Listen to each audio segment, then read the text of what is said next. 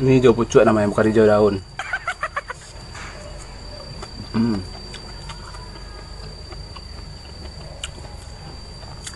Kalau kami nak guys, makan lawak tukai kok, alias ikan asin. Yang paling lama sero tuh rasanya pas di bagian ciri-ciri aja kok akan di tim hitam gua. Itu turun lama.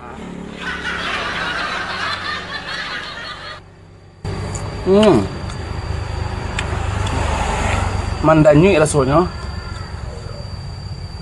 Ini kayak ciri-ciri itu ya lama ada pahit-pahit gitu. Pahit-pahit asin gimana gitu kan.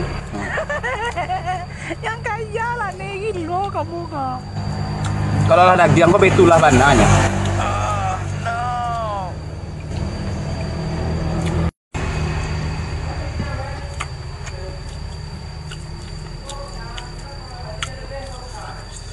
Ini hijau pucuk namanya, bukan hijau daun.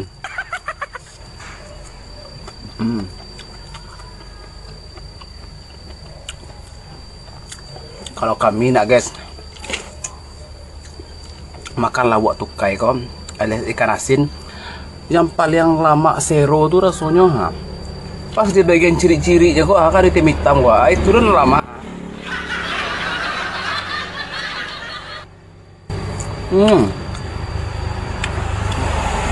Mandanyui rasanya. Ini kayak ciri-ciri itu ya lama ada pahit-pahit gitu. Pahit-pahit asin gimana gitu kan. Yang kaya lah nih lo kamu kak. Kalau lah daging kok itulah bandanya.